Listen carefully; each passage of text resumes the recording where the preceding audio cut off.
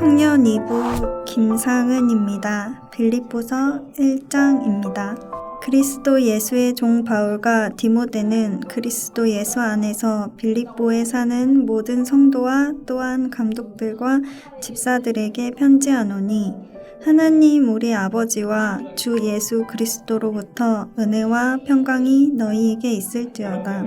내가 너희를 생각할 때마다 나의 하나님께 감사하며 간구할 때마다 너희 무리를 위하여 기쁨으로 항상 간구함은 너희가 첫날부터 이제까지 복음을 위한 일에 참여하고 있기 때문이라. 너희 안에서 착한 일을 시작하신 이가 그리스도 예수의 날까지 이루실 줄을 우리는 확신하노라. 내가 너희 무리를 위하여 이와 같이 생각하는 것이 마땅하니 이는 너희가 내 마음에 있음이며 나의 매임과 복음을 변명함과 확정함에 너희가 다 나와 함께 은혜에 참여한 자가 됨이라. 내가 예수 그리스도의 심장으로 너희 무리를 얼마나 사모하는지 하나님이 내 증인이시라. 내가 기도하노라. 너희 사랑을 지식과 모든 총명으로 점점 더 풍성하게 하사 너희로 지극히 선한 것을 분별하며 또 진실하여 허물 없이 그리스도의 날까지 이르고 예수 그리스도로 말미암아 의의 열매가 가득하여 하나님의 영광과 찬송이 되기를 원하노라. 형제들아, 내가 당한 일이 도리어 복음 전파의 진전이 된 줄을 너희가 알기를 원하노라. 이러므로 나의 매임이 그리스도 안에서 모든 시위대 안과 그 밖의 모든 사람에게 나타났으니 형제 중 다수가 나의 매임으로 말미암아 주 안에서 신뢰함으로 겁없이 하나님의 말씀을 더욱 담대히 전하게 되었느니라. 어떤 이들은 투기와 분쟁으로 어떤 이들은 착한 뜻으로 그리스도를 전파하나니 이들은 내가 복음을 변증하기 위하여 세우심을 받은 줄 알고 사랑으로 하나 그들은 나의 매임에 괴로움을 더하게 할 줄로 생각하여 순수하지 못하게 다툼으로 그리스도를 전파하느니라. 그러면 무엇이냐? 거칠애로 하나 참으로 하나 무슨 방도로 하든지 전파되는 것은 그리스도니 이로써 나는 기뻐하고 또한 기뻐하리라. 이것이 너희의 간구와 예수 그리스도의 성령의 도우심으로 나를 구원에 이르게 할 줄 아는 고로 나의 간절한 기대와 소망을 따라 아무 일에든지 부끄러워하지 아니하고 지금도 전과 같이 온전히 담대하여 살든지 죽든지 내 몸에서 그리스도가 존귀하게 되게 하려 하나니 이는 내게 사는 것이 그리스도니 죽는 것도 유익함이라. 그러나 만일 육신으로 사는 이것이 내 일의 열매일진데 무엇을 택해야 할지는 나는 알지 못하노라. 내가 그 둘 사이에 끼었으니 차라리 세상을 떠나서 그리스도와 함께 있는 것이 훨씬 더 좋은 일이라 그렇게 하고 싶으나 내가 육신으로 있는 것이 너희를 위하여 더 유익하리라. 내가 살 것과 너희 믿음의 진보와 기쁨을 위하여 너희 무리와 함께 거할 이것을 확실히 아노니 내가 다시 너희와 같이 있으므로 그리스도 예수 안에서 너희 자랑이 나로 말미암아 풍성하게 하려 함이라. 오직 너희는 그리스도의 복음에 합당하게 생활하라. 이는 내가 너희에게 가보나 떠나 있으나 너희가 한 마음으로 서서 한 뜻으로 복음의 신앙을 위하여 협력하는 것과 무슨 일에든지 대적하는 자들 때문에 두려워하지 아니하는 이 일을 듣고자 함이라. 이것이 그들에게는 멸망의 증거요 너희에게는 구원의 증거니 이는 하나님께로부터 난 것이라. 그리스도를 위하여 너희에게 은혜를 주신 것은 다만 그를 믿을 뿐 아니라 또한 그를 위하여 고난도 받게 하려 하심이라. 너희에게도 그와 같은 싸움이 있으니 너희가 내 안에서 본 바요 이제도 내 안에서 듣는 바니라. 하늘에 계신 우리 아버지여, 이름이 거룩히 여김을 받으시오며 나라가 임하옵시며 뜻이 하늘에서 이룬 것 같이 땅에서도 이루어지이다. 오늘날 우리에게 일용할 양식을 주옵시고 우리가 우리에게 죄 지은 자를 사하여 준 것 같이 우리 죄를 사하여 주옵시고 우리를 시험에 들게 하지 마옵시고 다만 악에서 구하옵소서. 대개 나라와 권세와 영광이 아버지께 영원히 싸움나이다. 아멘.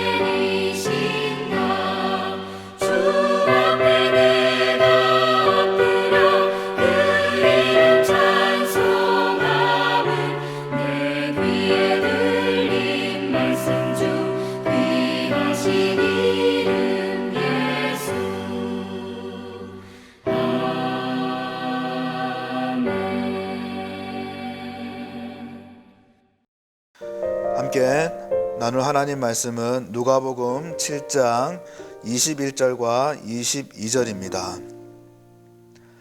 마침 그때에 예수께서 질병과 고통과 및 악기 들린 자들을 많이 고치시며 또 많은 맹인을 보게 하신지라. 예수께서 대답하여 이르시되 너희가 가서 보고 들은 것을 요한에게 알리되 맹인이 보며 못 걷는 사람이 걸으며 나병 환자가 깨끗함을 받으며 귀먹은 사람이 들으며 죽은 자가 살아나며 가난한 자에게 복음이 전파된다 하라. 아멘. 예수님의 치유 사역, 고치시고 살리시는 그 구원의 사역이 계속해서 진행되고 있습니다. 그 와중에 세례 요한은 자신의 제자들을 예수님께 보내서 질문을 합니다. 오늘 본문의 내용은 그 질문에 대한 예수님의 대답입니다. 요한이 뭐라고 질문하냐면은 오실 그이가 당신이 맞습니까? 라고 질문을 합니다.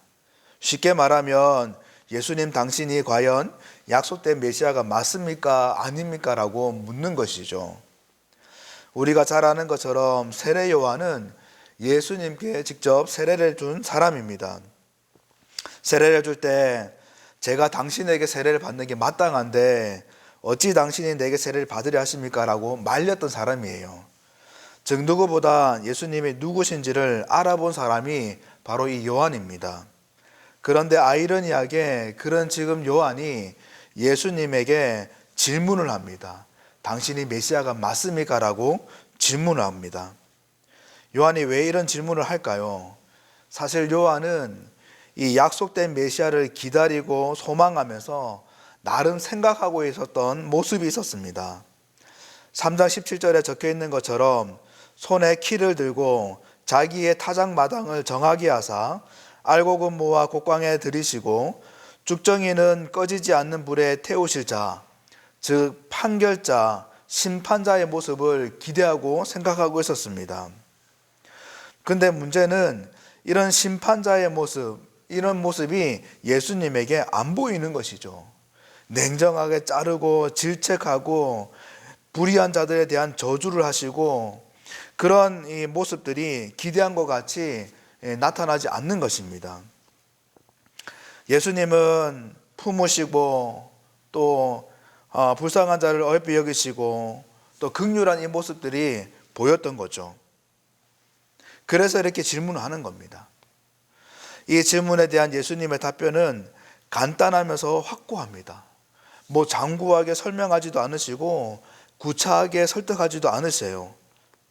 요한의 제자들에게 뭐라고 하시냐면은 너희가 가서 보고 들은 것을 알려라 라고 말씀하십니다. 그리고 또 뭐라고 하시냐면은 맹인이 보며 나병 환자가 깨끗함을 받으며 귀먹은 자가 들으며 죽은 자가 살아난다라고 전해라 라고 말씀하십니다. 여러분 여기서 중요한 것은 이 대목에서 가난한 자, 죽은 자가 거론된다는 것이 중요합니다. 왜냐하면 이사야 61장 1절과 26장 19절에 이사야 선지자가 하나님의 이 감동으로 장차 오실 메시아, 하나님의 그 약속 가운데 이미 예정되었고 하나님 말씀대로 장차 등장하실 이 메시아가 어떤 분인가를 선포하고 있는데 각각 뭐라고 적혀 있냐면은 이는 여호와께서 내게 기름을 부으사 가난한 자에게 아름다운 소식을 전하게 하려 하심이라. 마음이 상한 자를 고치며 포로된 자에게 자유를, 갇힌 자에게 노임을 선포하며 라고 적혀 있고 또 주의 죽은 자들은 살아나고 그들의 시체들은 일어나리라.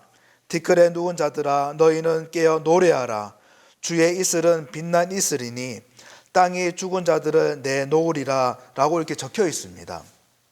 이 모습이 예수님을 통해서 성취가 되고 바로 오랫동안 그 약속된 메시아가 바로 예수님이라는 것을 지금 알리시는 것이죠. 그래서 예수님은 지금 요한에게 요한 너가 기다리고 있는 소망하는 약속된 메시아가 바로 나다라고 알리는 동시에 그런데 그 약속된 메시아는 요한 네가 생각하는 심판자가 아니라 긍휼을 베푸시고 또 치유하고 회복하게 하시는 그 구원을 일으키시는 모습이 진정한 메시아의 모습이다라고 깨달음을 주시는 거예요. 그렇게 요한에게 있는 이 메시아에 대한 생각들을, 그 오해들을 풀어주시고 있는 것입니다. 흔히 우리도 이런 주님에 대한 이런 오해가 생길 때가 있습니다. 우리가 기대하는 하나님과 우리를 향한 진정 하나님의 모습이 차이가 생길 수가 있습니다. 오해가 일어날 수 있습니다. 정말 이렇게 힘들고 고통스러울 때에 짠하고 예수님이 나타나서, 하나님이 나타나서 답을 주시고 해결할 길을 열어주시는 그 하나님을 기대하지만, 소망하지만 어떤 경우에는 하나님께서 침묵하시고 아무런 말씀을 안 하실 때가 있습니다. 내 길을 들어주시기는 하시는 건지, 정말 나에게 관심은 있기는 하시는 것인지, 진짜 약속된 하나님 맞는지, 내가 소망하고 기대하는 그 하나님과 실제적으로 일어나는 그 하나님의 모습에는 괴리감이 생길 수 있습니다. 아마 세례 요한도 그런 마음이었을 거예요. 어떻게 보면 질문하는 세례 요한을 향해서 의심이 있고 불신앙적이다라고 할 수 있지만은, 중요한 것은 이 요한은 그의 마음의 확신이었고 회의가 있을 때에, 질문이 생길 때에 그 문제를 가지고 예수님께 들고 나갔다는 것이 중요한 겁니다. 다른 것으로 그 문제를 해결하지 않고 직접 예수님께 두들겨서 그 문제를 해결하려고 했다는 것이 중요하다는 거예요.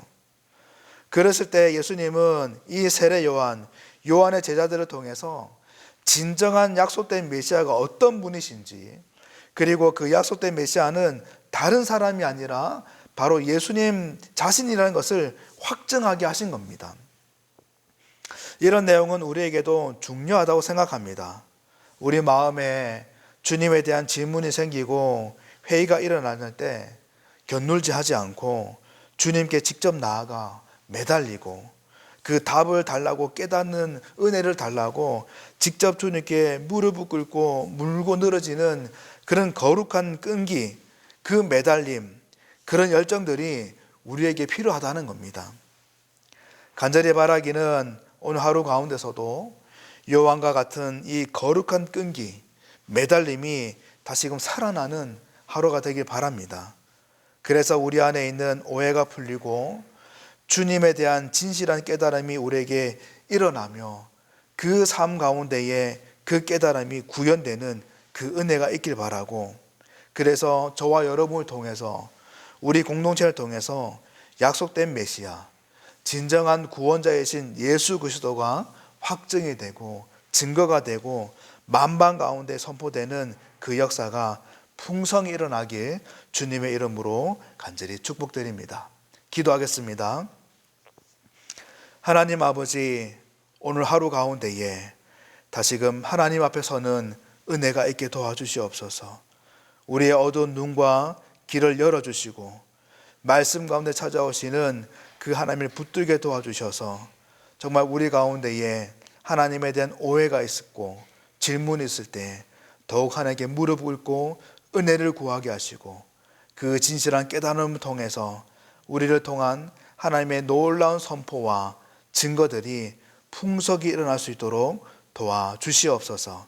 오늘 하루의 삶도 우리를 주장하여 주시고 우리를 통해서 예수 그리스도의 그 구원자 되심이 만방 가운데 선포될 수 있도록 은혜를 베풀어 주시옵소서. 감사하고 예수님 이름으로 간절히 기도드립니다. 아멘.